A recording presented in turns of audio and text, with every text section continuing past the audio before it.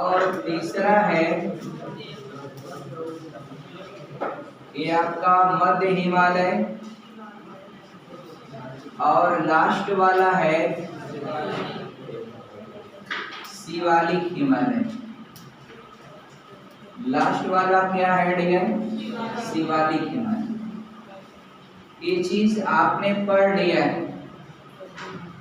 और एक बात और मैंने आपको बताया था, ट्रांस हिमालय और बृहद हिमालय को अलग करता है जो लाइन, उसको सचर जोन कहते हैं।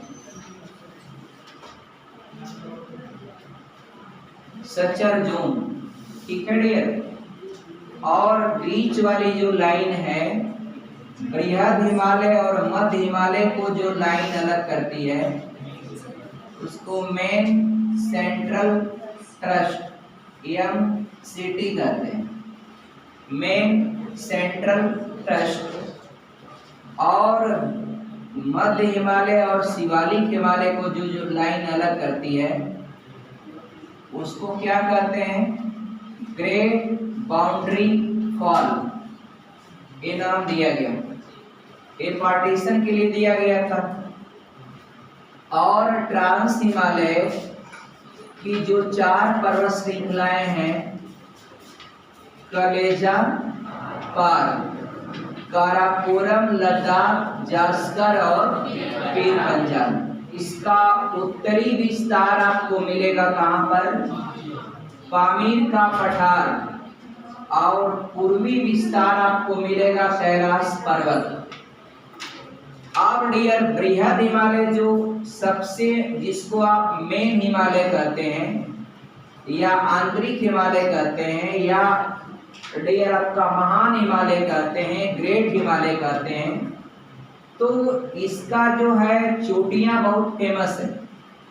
सबसे पश्चिम में जो चोटी है वो आपका है नंगा पर्वत, और नंगा पर्वत और सबसे पूरब की चोटी है नामचा बरवा। नामचा बरवा लोकेटेड इन अरुणाचल प्रदेश, और नंगा पर्वत लोकेटेड इन पाकिस्तान। इसके बाद उत्तराखंड में 3 चोटी आपको याद होगा, ये आपका बंदरपूंछ, कामें और नंदा देवी। बंदरपूंछ, कामें और Nanda Devi.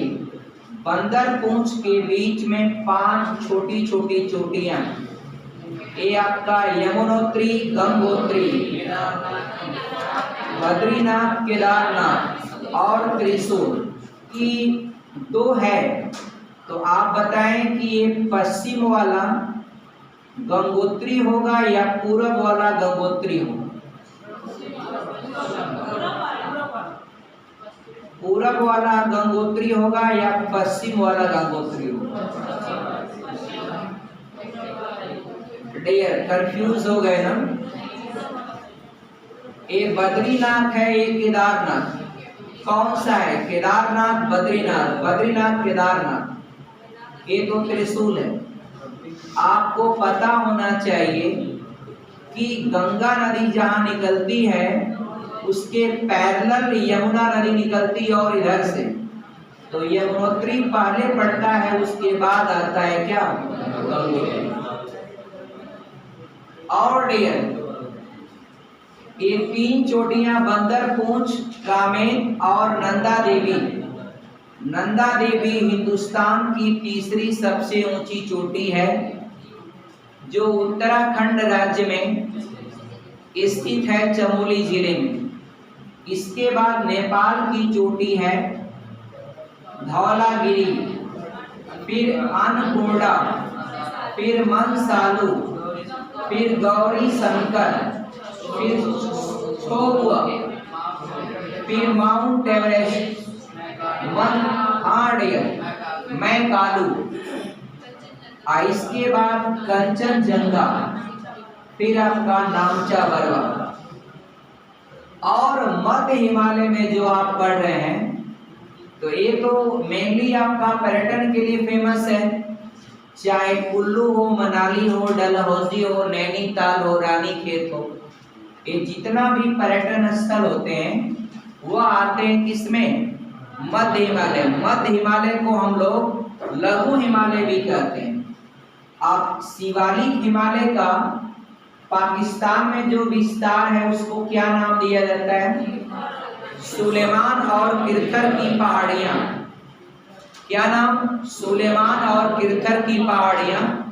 This is the expansion of Shivalik in Pakistan, but आपका in Pakistan nominated by other like Suleman और किरथर, जो 7000 पहले वहां पर विश्व में सबसे पहले जौ और गेहूं की खेती की गई। इसके बाद ये शिवालिक हिमालय टूटा फूटा बहुत ज्यादा है। अब ये एक बात बताइए, यहाँ पर ये आपका ऐसे मान लीजिए आपका एक घाटियां मिलेंगी आपको शिवालिक में।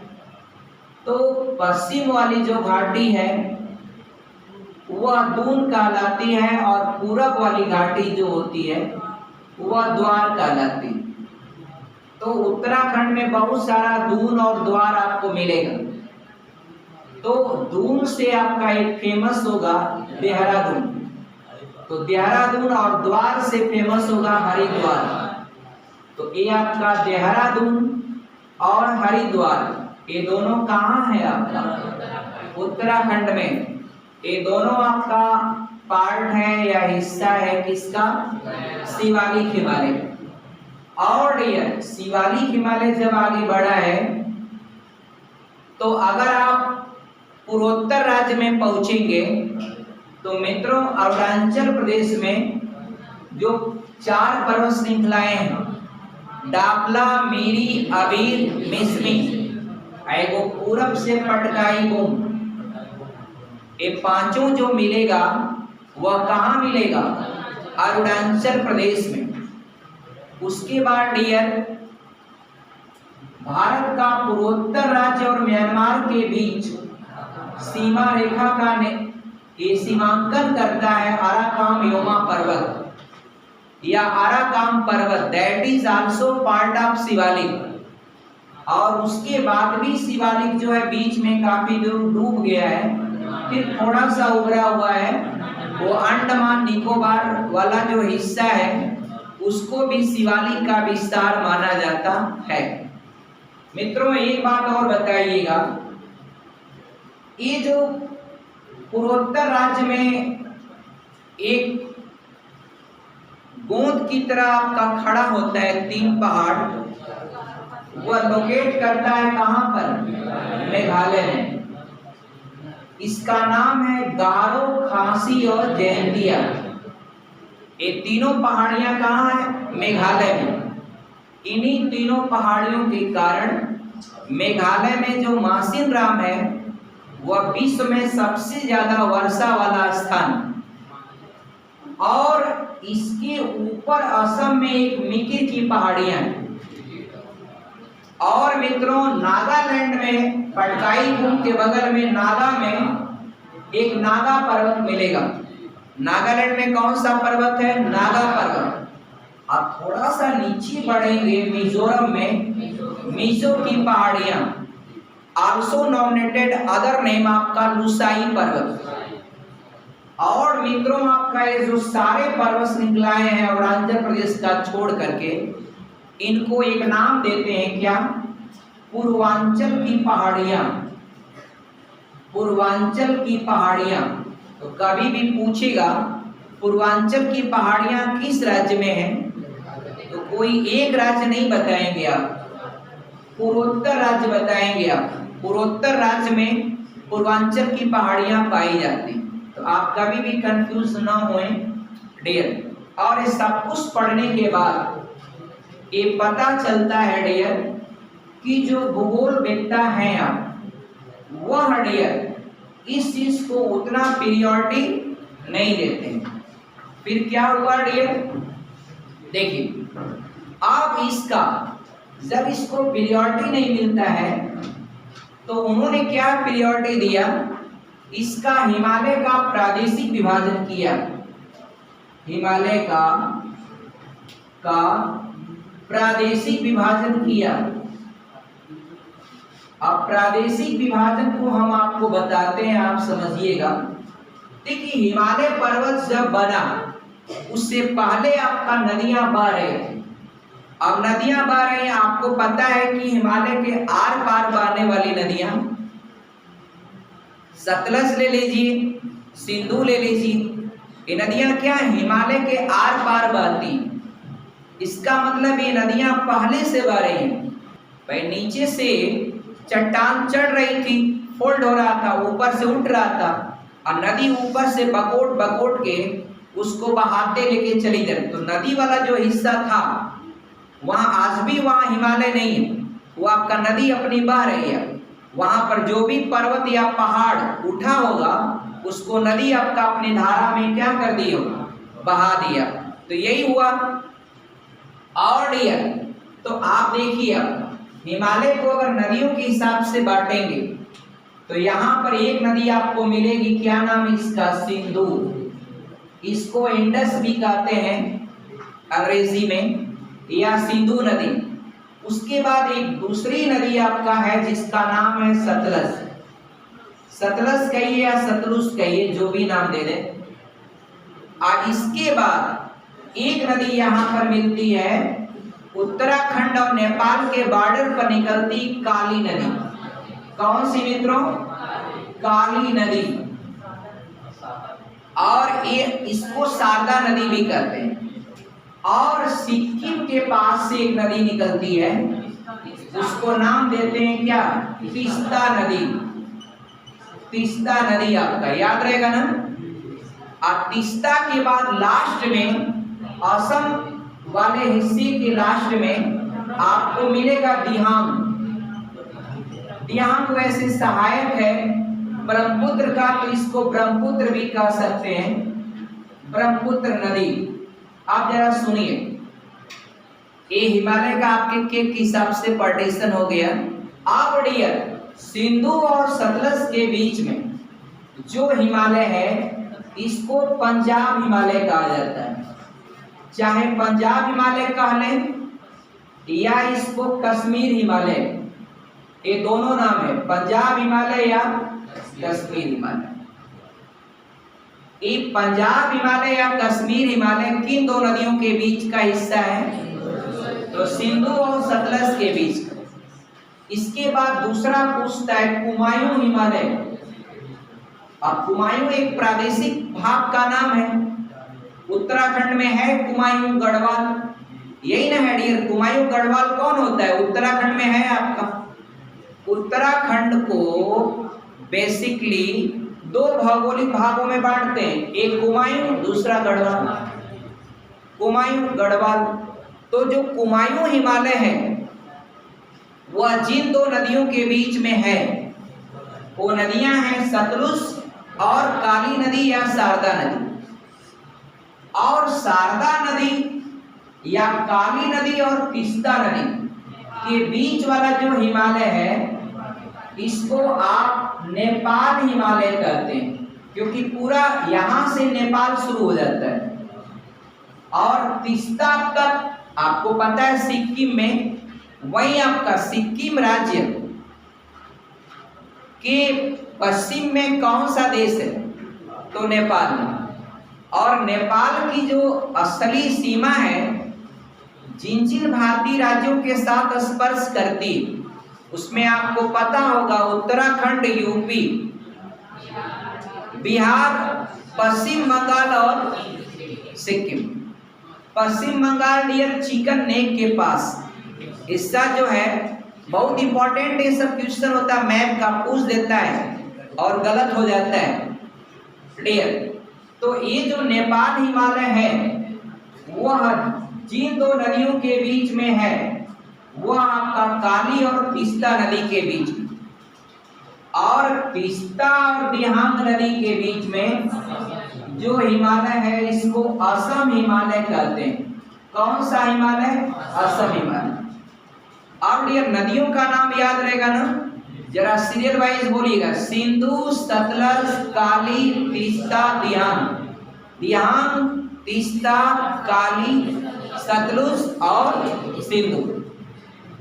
ये आपका सिंधु और सतलज के बीच में जो हिमालय है इसको पंजाब या कश्मीर हिमालय।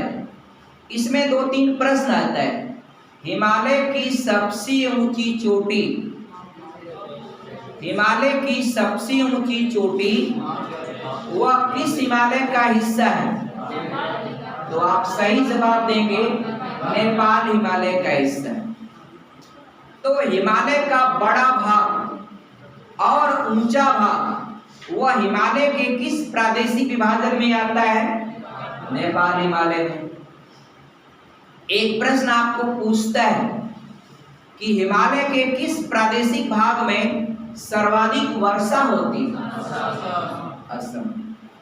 और हिमालय के किस प्रादेशिक भाग में सबसे न्यूनतम वर्षा होती है? कश्मीर या पंजाब हिमालय में। और डियर अगर प्रश्न करता है आपसे, बहुत ध्यान से बताइएगा, बादल फटने की घटना या भूस्खलन की घटना प्रायः किस हिमालय में देखने को मिलता है? हुमायूं हिमालय में। तो मित्रों, उम्मीद करता हूं कि पूरा प्रादेशिक विभाजन आपको याद रहेगा। डोंट आपका make a part of crowd, यानी कभी भी आप भीड़ का हिस्सा न बने, क्योंकि भीड़ के पास अपना कोई दिमाग नहीं होता और क्राउड ऑलवेज आपका डू बैड एक्टिविटीज, कुछ भी गलत काम करती है भीड़। इसलिए मित्रों, मेरे भाई बहन, आप पढ़े लिखे इंसान हैं, डोंट आपका पार्टिसिपेट इन अ क्राउड और मॉब, डोंट पार्टिसिपेट आपका इन अ मॉब, कभी भी आप भीड़ का हिस्सा। चलिए बताइए, उत्तर भारत का जो विशाल मैदान है वह शुरू होता है पंजाब, हरियाणा, राजस्थान, थोड़ा सा एमपी वाला हिस्सा लेकर के, झारखंड में ज्यादा नहीं होता है, और पूरा आपका ये यूपी, बिहार और ये असम लिए आपका, और ये आपका पश्चिम बंगाल का हिस्सा। ये टोटल है मित्रों जो भाग आप देख रहे हैं इस समय, ये आपका उत्तर भारत का विशाल मैदान है। और इस मैदान का निर्माण किसके द्वारा होता है? डियर, आपको पता है कि मैदान का निर्माण नदियों द्वारा हुआ है। ये नदियां चूंकि ऊपर आपका हिमालय पर्वत पूरा था, हिमालय पर्वत से बहुत सारी नदियां निकली। ये आपका सिंधु निकली है, सतलज है, काली है, बहुत सारी नदियां आपका डियर, काफी संख्या में, गंगा, यमुना, जितनी भी नदियां ले लीजिए आप, बहुत सारी नदियां आपका, नदियों का पूरा जाल है। और वह सारी नदियां आकर के, और आपको पता है कि मैदान का निर्माण कैसे करती है नदियां, मैं बताता हूं आपको, देखिए ध्यान से। मान लीजिए डियर, ये आपका पर्वतीय इलाका है। अब पर्वत से नदी जब आती है और अचानक गिरती है कोई डाउनवर्ड एरिया में, तो यहाँ पर काफी क्षेत्रों में या कुछ दूरी तक नदियां अदृश्य हो जाती हैं। तो आपको पूछता है नदियां किस क्षेत्र में अदृश्य हो जाती हैं या किन प्रदेशों में अदृश्य हो जाती हैं? तो भावर प्रदेश में नदियां अदृश्य हो जाती हैं। यहाँ पर नदी को देखेंगे तो उसकी धारा दिखेगी नहीं, क्योंकि यहाँ पहाड़ से जितना भी पत्थर, कंकड़ पत्थर लाई रहती हैं वो आपका यहाँ पर जमा देती हैं, और जमाने के बाद यहाँ पर नदियों का पानी उसके अंदर से निकलता है, वो पता ही नहीं चलता है कि नदियाँ आपका है कहाँ। इसके बाद जब नदियाँ आगे बढ़ती हैं तो ये आपका तराई बेल्ट का क्रिएशन होता है, तराई बेल्ट, तराई प्रदेश आपका बनता है डियर। और यहाँ पर हमेशा जो है पूरा लगभग काफी समय तक यहाँ पर पानी लगा ही रहता है। अब इसलिए आपका एक बार प्रश्न एक आया था कि किन प्रदेशों में मच्छरों का प्रकोप सबसे ज्यादा आपका मिलता है? तो आप बताएंगे तराई प्रदेश में मच्छरों का प्रकोप बहुत ज्यादा होता है। और एक और होता है, तराई प्रदेश में पानी की मात्रा इतना अच्छा खासा मिल जाता है कि यहाँ पर जंगल और वनस्पतियों की संख्या भी आपका बहुत ज्यादा होती है। और यहाँ पर नदियों के पानी का हमेशा क्या होता है, जमाव होता है। अब इसके बाद जब नदी आगे की ओर बढ़ती है तब डियर आपको पता है कि ये नदियां आपका ऐसे आगे की ओर बढ़ती हैं, तो नदियों का कुछ हिस्सा जो किनारे होता है वह हमेशा हर साल जब नदी आएगी ये हिस्सा आपका डूबेगा। तो ये हिस्सा जो डूबता है इसको आप बोलते हैं कौन सा प्रदेश? हाँ डियर, खादर प्रदेश बोलते हैं, खादर प्रदेश। लेकिन आप लोग जिस एरिया में रहते हैं, हाँ डियर, जहां पर 5-7 साल 8 साल 10 साल के बाद एक आध बार जब बाढ़ आ जाती है तो वह एरिया आपका बांगर प्रदेश कहलाता है। ये आपका बांगर प्रदेश, बांगर प्रदेश में हर साल बाढ़ नहीं आती, वो आपका 5 साल 7 साल। टॉन्स नदी का पानी आप देखिएगा कुछ एरियाओं में तो हर साल डूबता है, तो वह क्या होता है, खादर एरिया। लेकिन आपका जहां पर बहुत ज्यादा जब पानी बाढ़ आएगा तो आपका पानी पहुंचता है, तो ऐसे क्षेत्रों को कहते हैं बांगर प्रदेश। लेकिन अगर आपको देखा जाए कि किस प्रदेश की मिट्टी में फर्टिलिटी या उत्पादकता सबसे ज्यादा होती है, तो खादर प्रदेश में। और जलोढ़ मिट्टी की सर्वाधिक मात्रा किस प्रदेश में पाई जाती है, तो आपका खादर प्रदेश में पाई जाती है। क्यों? क्योंकि हर साल नदी आपका पूरे क्षेत्र से मिट्टी, बालू, रेत वह बकोट के ला करके और खादर प्रदेश के एरियाओं में क्या करती है, उड़ा देती है। जल के द्वारा लाकर मिट्टी को उड़ा दी जाने वाली मिट्टी जलोढ़ मिट्टी कहलाती है। तो जलोढ़ मिट्टी की सर्वाधिक मात्रा पाई जाती है कहां पर, खादर प्रदेश में। और देखा जाए तो सबसे अधिक उपजाऊ मिट्टी कौन सी होती है, खादर या बांगर, तो खादर प्रदेश का। और ये टोटल इलाका क्या हुआ है, इसी को कहते हैं आप मैदान। यही क्या है, मैदान। तो मैदान का निर्माण आपका किसके द्वारा होता है, नदियों के द्वारा होता है। काप मिट्टी खादर प्रदेश में भी पाई जाती है और बांगर प्रदेश में भी पाई जाती है।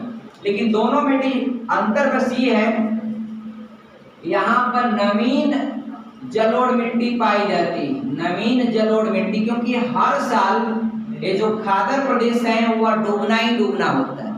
लेकिन बांगर प्रदेश आपका काफी सालों के बाद डूबते हैं, इसलिए बांगर प्रदेश, खादर प्रदेश में नवीन जलोढ़ मिट्टी पाई जाती है और बांगर प्रदेश में पुरानी जलोढ़ मिट्टी पाई जाती है। कैसी जलोढ़ मिट्टी, पुरानी। और डियर अब रही बात की मैदानी इलाके की बात है, तो डियर मैदान का निर्माण होता है किसके द्वारा, नदियों के द्वारा होता है। अब डियर देखिए, अब पंजाब का जो मैदानी इलाका है, पंजाब का मित्रों या हरियाणा का, अब पंजाब में अगर आपको प्रश्न आ जाए कि भारत का वह कौन सा 2 राज्य हैं ऐसे जो सर्वाधिक सिंचाई और उर्वरक का इस्तेमाल करते हैं, तो आप बताएंगे डियर आपका पंजाब और हरियाणा। और डियर पंजाब और हरियाणा आपका यहाँ पर सिंचाई का इतना अनुकूल साधन बनाया गया, ज्यादातर नहरें बनाई गई पंजाब में और हरियाणा में। यहाँ पर उत्पादकता इतनी अच्छी, और वहाँ पंजाब में वहाँ की लड़कियां सब ट्रैक्टर चलाती, अपने घर का काम का पूरा काम वो कर लेती। अच्छी बात है डियर। लेकिन एक चीज और है आपका, वहां पर देखिए एमएसपी जो है ना dear, MSP minimum support price, इसको हिंदी में कहते हैं क्या, न्यूनतम समर्थन मूल्य। वास्तव में एमएसपी अगर कहीं पर एक्टिवेट सही रूप से काम कर पाता है तो पंजाब और हरियाणा में। रीजन क्या होता है, यहाँ पर इतना अच्छी तरह से एमएसपी को फॉलो करते हैं कि अगर मंडी में भी कोई लेके जाएगा ना, अब गेहूं का समर्थन मूल्य मान लीजिए आपका सरकार ने तय कर दिया ₹19.75 अगर तय कर दिया तो मंडी में भी आपका कोई लेके जाएगा गेहूं तो कोई इससे कम आपका नहीं खरीद सकता। और हमारे यहाँ व्यापारी 14 रुपया, 15 रुपया, 13 रुपया, ऐसे 12 रुपया भी कभी कभी खरीद लेते हैं। लगभग आपका हर किसानों के घर के सामने आपका एक शानदार कार, ट्रैक्टर, सारी गाड़ियां खड़ी, क्योंकि वो आपका अपने फसल का सही मूल्य ले पाते हैं।